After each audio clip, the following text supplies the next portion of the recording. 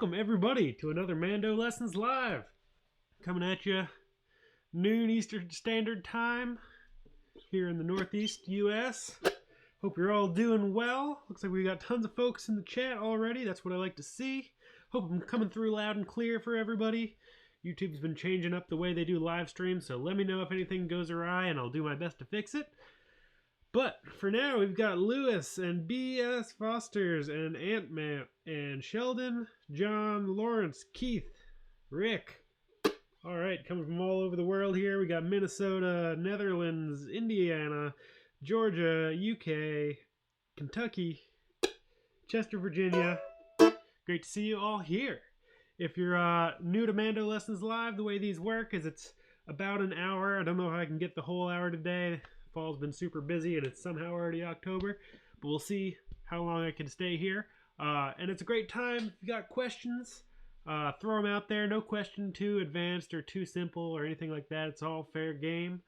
Happy to take requests. I can only do them if they're in the public domain and if I know them. So, but that shouldn't stop you from throwing them out there, and I'll see what I can do. All right, we got Mr. Cough Drop from Paris. Good to have you here.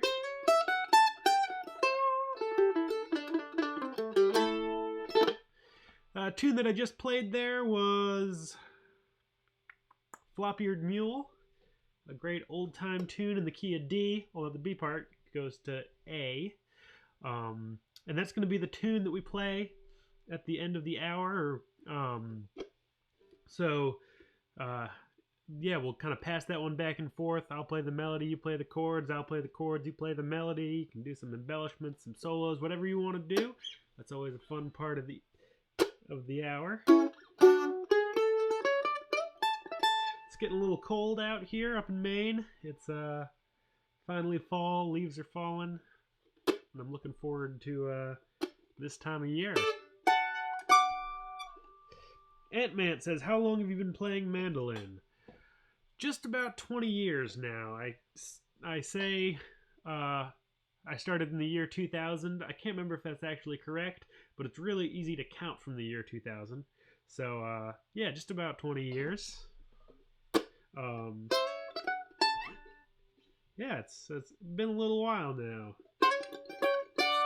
How about you all? How long, put in the chat how long you've been playing mandolin. I'm curious to know. That's a great question.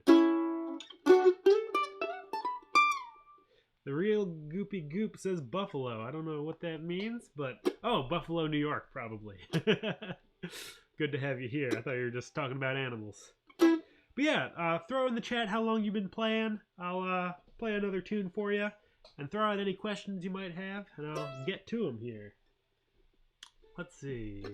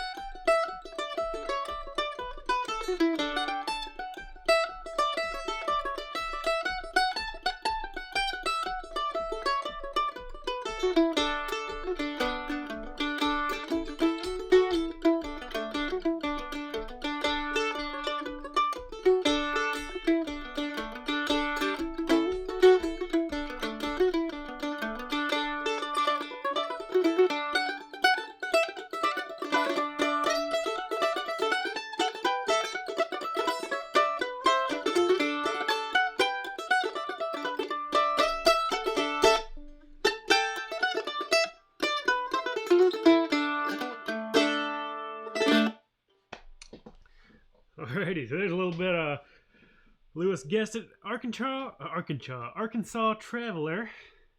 I was having fun reading all the comments as that came through. Kind of got my brain off track, and I turned it into a jig for a little bit just because I wasn't paying attention, and yeah, there there goes that. But that's something fun you can do with the tune is, take your favorite tune. If it's a reel, try to turn it into a jig. If it's a jig, try to turn it into a reel. It's a great exercise to kind of force you to do a little bit of variation and improvisation and things like that while still having a nice structure for the tune you're working on. All right, let's see. We've got Ant-Man says 1 year to date. Awesome. Happy 1 year Mandoversary. Rick says need help learning improvisation. Started playing in July. Yeah, I'll happily jump into that. Lewis says bought my first mandolin in '79. Very cool. So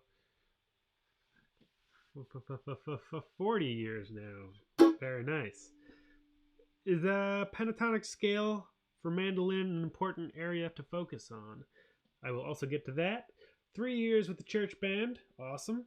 Buffalo, New York. Never saw a real buffalo. That makes 2 of us.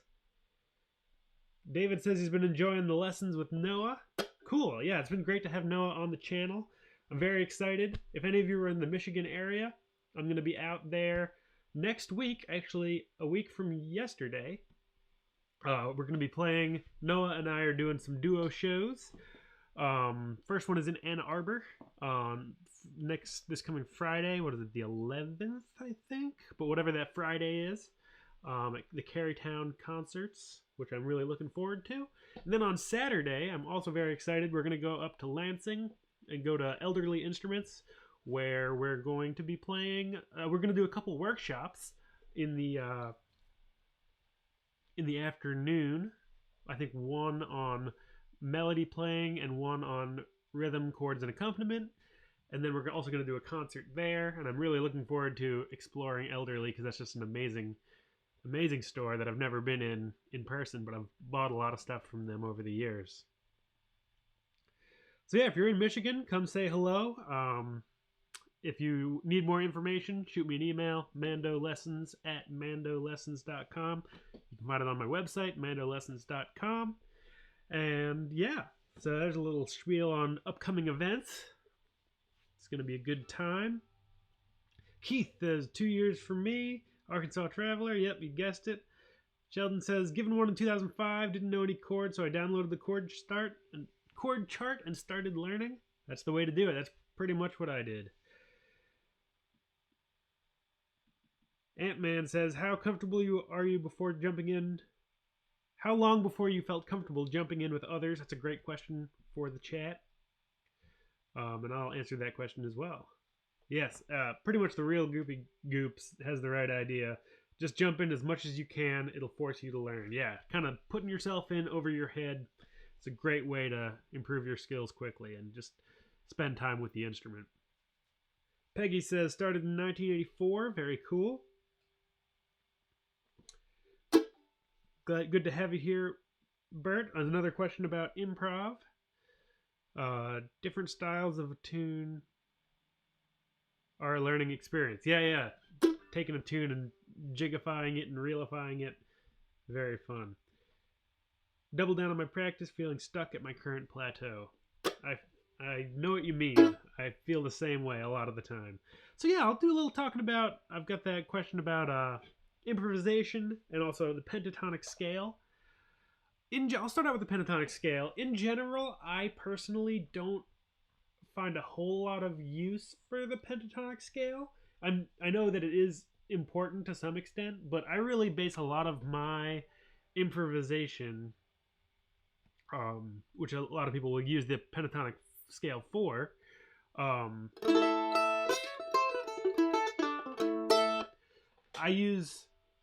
really use tunes as my jumping off point. So, if you take a tune like Floppy-eared Mule, that'll be the tune of the day, I guess. You got the skeleton of the tune. And then how can you kind of play something that sounds like the melody, but kind of moves around a little bit? So this is what I do a lot in my simple to complex videos, which I've been doing a lot of, and there's more coming out next week, actually, as a quick little hint or secret look into the future. But you can take that same tune, instead of going, you can change up 2 of those notes.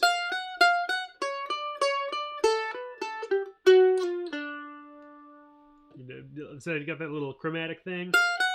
1 2 1 2, 4 5 4 5, regular melody. And then I'm changing 4 0 to 3 2 pull off, and then open. It gives a little bluesy sound, and kind of working through things. That's basically melodic variation that we're talking about there, and that's sort of a great jumping off point into improvisation, because you've got that. It's one thing to say like, okay, improvise, when there's no sense of like what the chords are, anything like that. That's sort of like the most open-ended it can be. And then you can say, okay, here's some chords. It goes D to A. Improvise. But if you don't know what those chords are to, it leaves the kind of world wide open, and that can be a little intimidating to not have any real like melodic starting point. So if you have that chord progression, D, A, and you have a melody, that gives you an idea of kind of where to go from there. And you can really use, it takes a lot of practice. It's a lifelong practice. There's no end to improvisation. There's no point where you say, okay, now I know how to improvise. It's over. Check that one off the list. That's not how it works. And I think the thing to do is really let your ears guide you. So if you first get the melody down, get that skeleton of the melody down nice and pat, so you don't have to think about it too much, and then you can kind of let your fingers wander a little bit.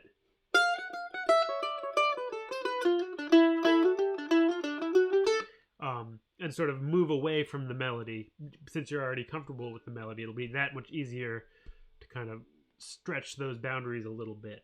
One great exercise that I like to do is play one, you can go kind of phrase by phrase and play a phrase of the skeleton, and then a phrase of variation, and then a phrase of the skeleton, phrase of variation. So that would sound something like this. Skeleton, improvisation. Skeleton, improvisation. Skeleton, improvisation. Skeleton, improvisation, etc. And then swap it up so it's improvisation then skeleton. And what that will do is it'll allow you to kind of come back to the melody and not get so far off into improvisation and get so far into the weeds that you can't really, you lose sight of the melody, you lose sight of where you are in the tune. All of that sort of stuff can really kind of inhibit the musicality of improvisation. So I really recommend, thinking of it first as melodic variation, and kind of working off a melody you already know, and then maybe doing that phrase by phrase thing, and then seeing how long you can go as an exercise of staying off the melody completely.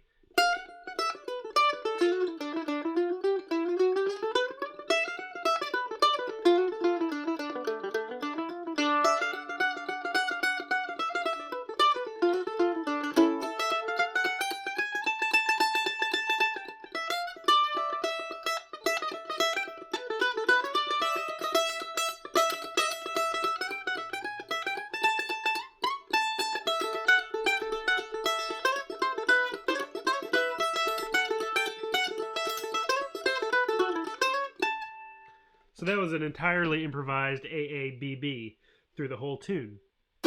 But at the same time, you could sort of hear that was all kind of coming from the tune itself. It was never sort of, you could walk into the middle of that solo anywhere walk into the room where that was happening and be like, oh, that kind of sounds like Floppy-eared Mule, if you knew Floppy-eared Mule. So my preference is to sort of stick with melodic ideas and try to keep things recognizable rather than just kind of taking that chord progression,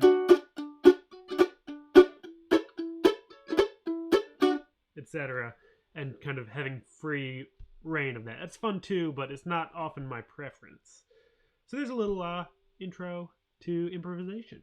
At some point I want to make a video on that, and that really, I love doing these live lessons because it helps me kind of pull these ideas together.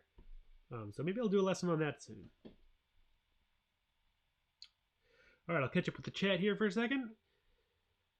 James says, any tunes you know using GDAD? I'm assuming it's something used in some Irish tunes. Good question. So I use GDAD as more of an accompaniment. I'll get an instrument real quick.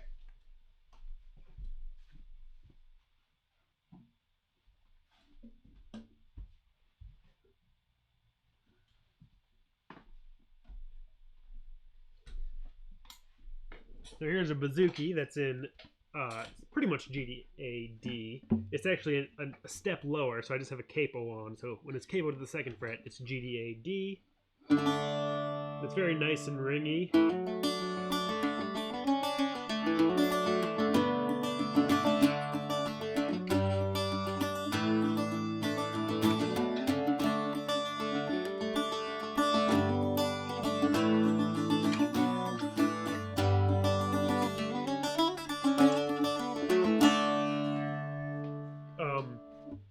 And so that high D really gives you a nice drone note to use. That said, so I play a lot of Irish tunes. I can kind of figure them out in GDAD because I've been doing it for a long time.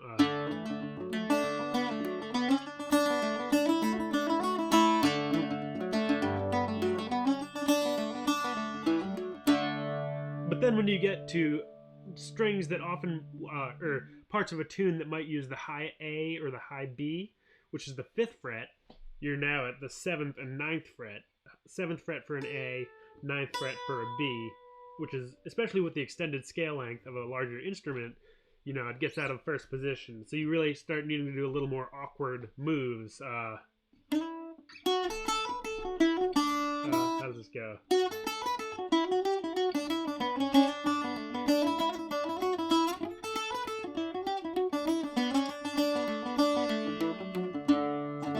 So that gets a little more awkward. So melodically, I like to be in GDAE because that gives me the most opportunity to play in different keys, because GDAD is really well suited to G and D tunes, but not as well to, you know, C, F, A, E, things like that. It's a little more restricted where you start using capos to get to other keys. But I do love GDAD for accompaniment styles. All right, let's see. A great question, though. That said, you know, don't, by all means, like, try out GDAD and see what you can come up with. But in general, in Irish music, mandolins and fiddles are going to stay in GDAE. Gail, hi from Montana. Any advice figuring out what chords to play in a jam session without the info written down? Let me see if I have I've been meaning to make a lesson, if I haven't already, for this. On my website. Maybe somebody can beat me to it because I don't remember what it's called. But what?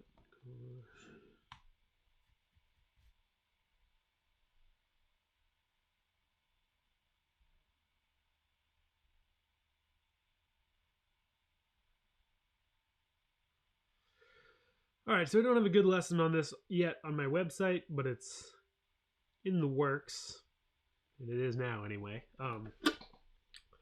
So ultimately, you want to use your ears.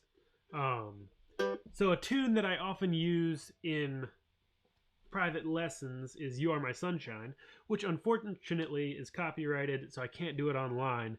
But if you start out "You Are My Sunshine" on a G chord and sing the melody, and just stay on a G chord, you're going to get to "Happy," the word happy. You are my sunshine, my only sunshine. You make me happy. And when you get to happy and still play a G chord, it's not going to sound good. So what you have to do is you have to pick a new chord at that time. You can really, this is kind of the basic idea. So you can pick a new chord and say, okay, what chord do I pick? Well, you really only have two options in most kind of 3-chord folk songs that you're going to find in a jam. So, and this goes for tunes or sung melodies. So you get to that happy, you say, okay, that doesn't quite sound right. Let's try a D chord. And you sing through it again. You are my sunshine, my only sunshine, all through G. You get to happy, you play a D chord. Still not going to sound very good. So now, that was sort of a 50-50 chance. Is it C or is it D? And it's not D, so it's C. Now you get to happy. You do the whole song in G. You get to the word happy. You play a C chord. Hey, that sounds great. And you continue on like that. Play the chord until it doesn't sound good anymore. And then take a choice between the 2 remaining chords. And one of them is going to sound good. And I'm going to do a lesson on that. I need to find the right melody. You're My Sunshine is a great melody. And it's a melody that a lot of people already know. I'm just looking for the right melody to really teach that. But the melody needs to be in the public domain, so it's tricky.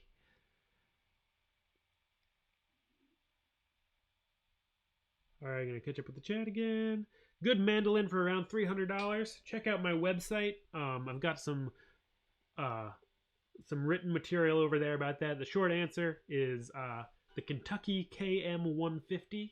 It's one of my favorite mandolins in that price range, and even higher than that range. And it's usually around $300 new, maybe up to $400 if you get it with like a case and a kit and things like that, which is definitely helpful, but not required.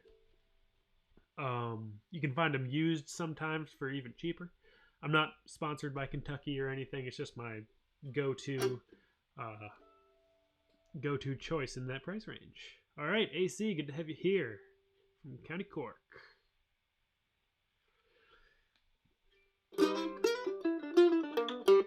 LapK78 says, started 3 months ago, coming from a bedroom guitar background, going to play with some coworkers soon. Looking forward to it. That's the big thing. Somebody asked earlier, like, when do I jump in? And I said as soon as possible. Getting out there and playing with other people if you're primarily like a bedroom player, which I totally am too in some instruments that I'm, working on.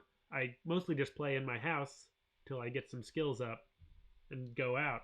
But often, even if I don't feel comfortable and I'm just like, all right, right now I'm working on playing electric bass. Very new to me. I don't know the first thing about it. But it's fun to really just kind of push myself and, try playing with other people. Everybody's always super understanding, and I've got a limited stamina on the instrument to begin with. So, spend, 20 minutes playing some electric bass or, playing some mandolin. It doesn't need to be something where you go and like only play music. You can go hang out, play a little music, hang out some more, play a little more music, just have a good time. Ant-Man says, got a Lore F-Style for $350. Yeah, those are also great mandolins. Bert says, I watched Amy Nolt saying you have to play by ear to improvise. I guess that's probably true to an extent. Ant-Man says, how would you think in terms of frets and start thinking about what notes I'm playing? My teacher clearly always has in mind what notes he's hitting, which allows him to connect the dots that I don't see. How can I retrain my brain? Notes instead of frets. Sorry. Okay.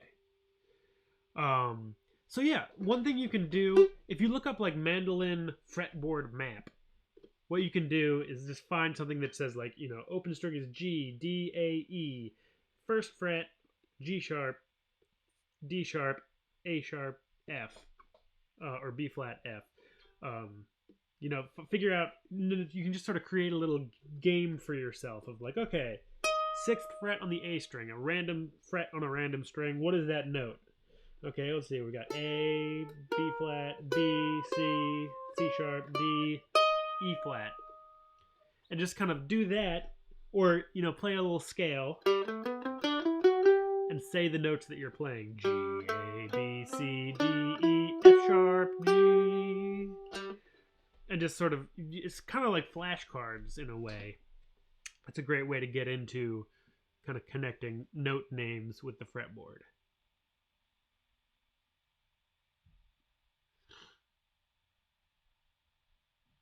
Yeah, totally. Ant-Man says, the problem is if I already know the tune, I stop paying attention to the notes in front of me and just play it. That's totally true. And that's great because that means you're not, looking at tablature or sheet music or anything, and you're just playing. And it's hard. You can't really say the name. If I play Arkansas Traveler,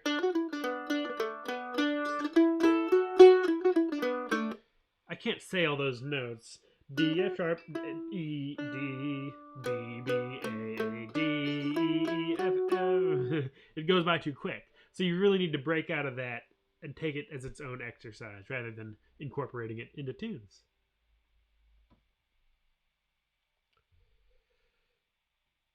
James says, thanks for the info on GDAD. I saw that a bouzouki tuning and wondered about why it's used. Okay, yeah. So yeah, there's a quick little thing. And it's fun on mandolin, but I don't tend to do it in...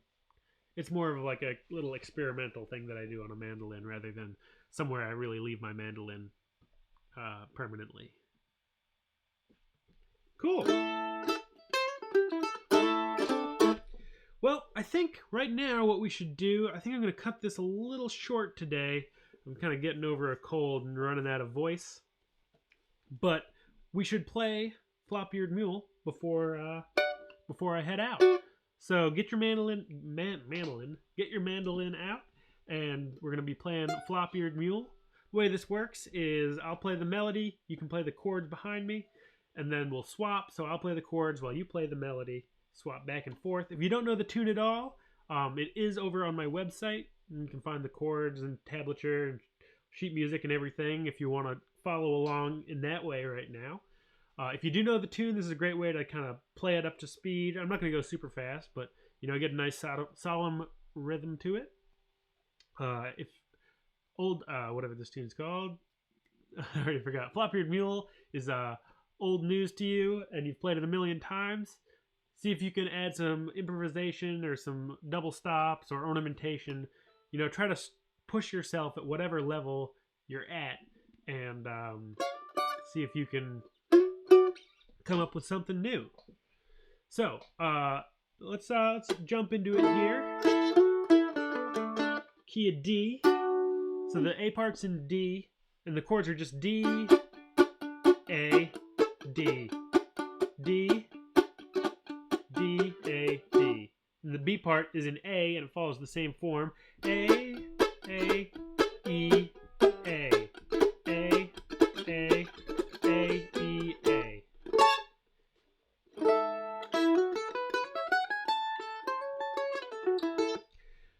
Test. Thank you so much for the kind words that stumbled in on it. Big fan of the website. Thanks for that too. Yeah, thanks for joining us. Happy to have you in a live session. Alright, so Floppy-eared Mule. Here we go. Maybe right around there. 1, 2, 3, 4.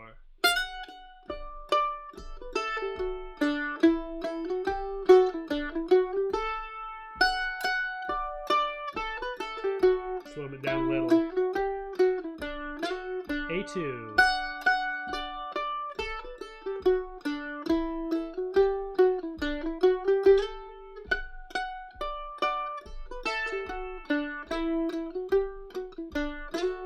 B.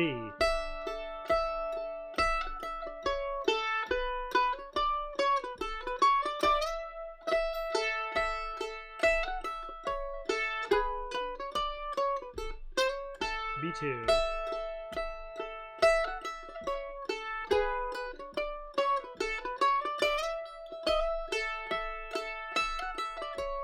You take the melody, I'll play chords.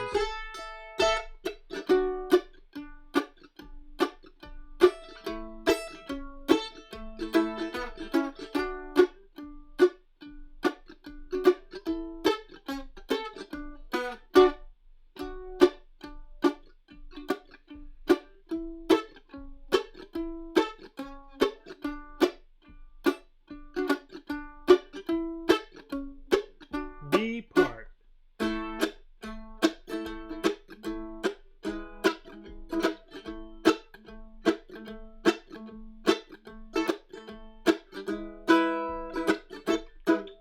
B2.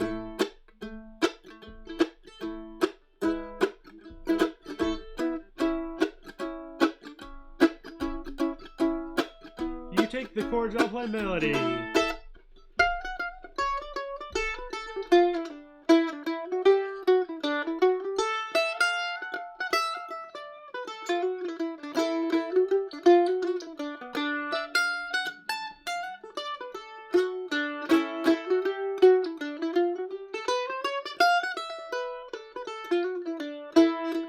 Here comes the A, B part.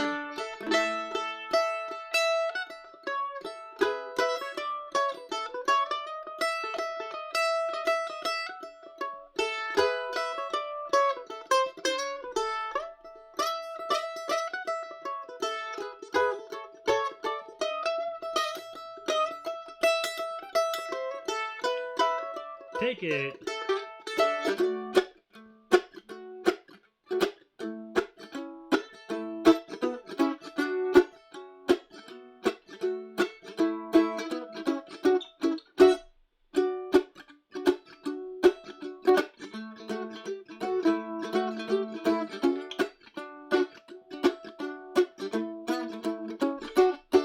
B.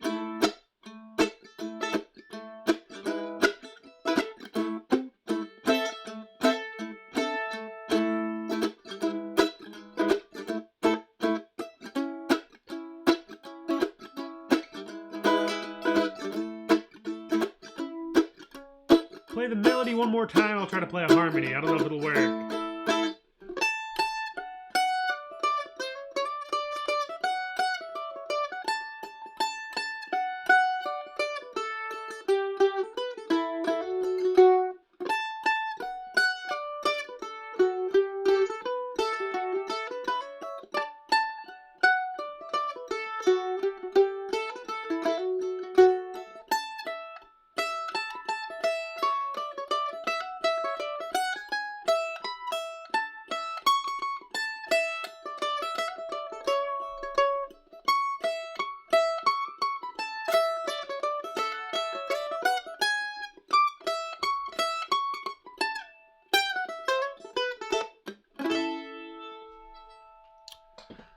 Alrighty, there we go. I don't know how that harmony worked out. It was a little weirder than I expected, but maybe it sounded okay. Thanks so much to everybody for joining in. Always great to do these. Sorry I had to cut this one a little short, but I hope you all have a excellent rest of your Saturday, evening, morning, wherever you're at. Great weekend. Thanks as always to those who join in. Thanks for the super chats and the PayPal donations and the Patreon support. It really means a lot to me. I couldn't do it without all that stuff, so really appreciate it. It's not required by any stretch of the imagination, but always appreciated. Helps me do this sort of stuff more often. Oh yeah, Lewis says for the next tune, which I usually say, but Lewis, thanks for the reminder. How about we do Bag of Spuds? Let me look that one up here. So there's some great, if you go to my website, there's some great, where is it? There it is. You can, if you click on the little green live Q&A thing and scroll down, there's a couple resources to look through past lessons. You can always watch these lessons at any time. And Denise, who's often here, but I happen to know that she's off having a great time at a music weekend. So hope you're enjoying yourself, Denise, when you watch this later. But she's put together some great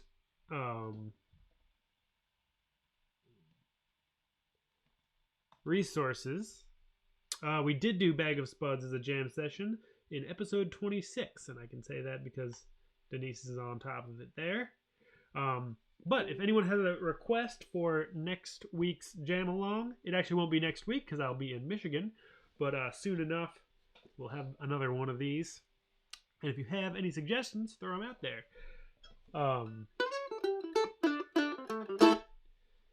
When will I be here next? I imagine it'll probably be 2 weeks from now. Yeah, I'm much more free after this this week of gigs in Michigan coming up. Again, if you're in the Michigan area, shoot me an email, MandoLessons@mandolessons.com, and I will shoot out some information to you. And yeah, let's see. I'm just trying to think of a tune that would be nice for the next. We could do. Have we done Arkansas Traveler? That would be a fun one. Oh, yep, we did. This is the problem. Episode 43. There's a lot of these. This is what, episode 58 now, so running out of tunes. We done Haste to the Wedding. That's a great tune. Yeah, I don't think we've done. Let me make sure that's on my website. It might not be. Huh. Running out of ideas here.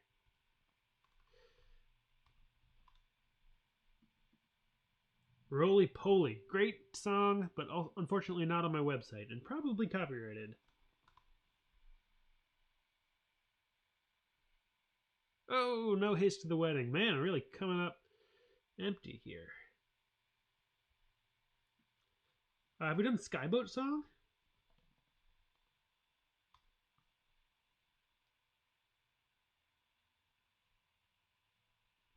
I don't.